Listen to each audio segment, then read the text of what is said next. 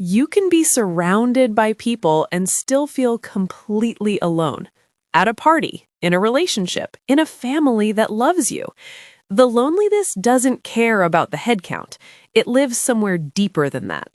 And it is doing something to your body that most people never find out about until it's already taken years from their life. This is not a metaphor.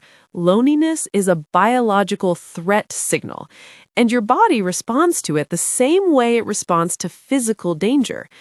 Neuroscientist John Cacioppo spent over 2 decades studying loneliness at the University of Chicago. What he found was not what anyone expected. Loneliness doesn't just make you sad. It rewires your brain. It dysregulates your immune system. It elevates cortisol so consistently and so significantly that chronically lonely people show measurable increases in inflammation, the same inflammatory processes linked to heart disease, stroke, accelerated cognitive decline, and early death. His research found that chronic loneliness carries a mortality risk comparable to smoking 15 cigarettes a day. Let that land for a moment. Not because the goal is to frighten you, but because this statistic reveals something critically important. Loneliness is not a personal failure. It is a medical condition, a biological state your nervous system enters when it detects a specific kind of threat. The threat of social disconnection. Here's why your brain treats loneliness as danger.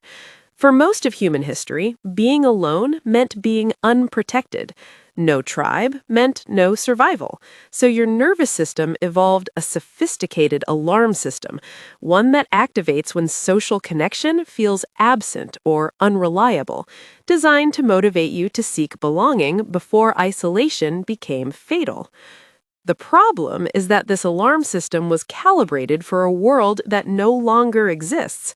In the modern environment, loneliness can persist for months or years without the predators your brain is preparing you to face. But the biological response keeps running anyway. Cortisol stays elevated, sleep deteriorates, your immune system stays in a state of chronic low-grade activation. Your brain, scanning for threats, begins interpreting neutral social signals as hostile, a phenomenon Cacioppo called hypervigilance to social threat. This is why loneliness becomes self-reinforcing. The more isolated you feel, the more your brain interprets ambiguous interactions as rejection. A friend who didn't text back becomes evidence of abandonment. A conversation that felt slightly off becomes proof you are fundamentally unlikable. Your nervous system, trying to protect you from further hurt, begins pulling you away from the very connections that would end the alarm.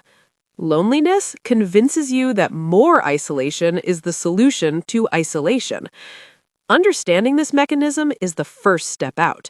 Because once you recognize that the withdrawal, the hypervigilance, the assumption of rejection, these are not character flaws. They are the symptoms of a nervous system in threat mode, a nervous system that needs safety signals, not willpower. The first tool is what researchers call weak tie activation.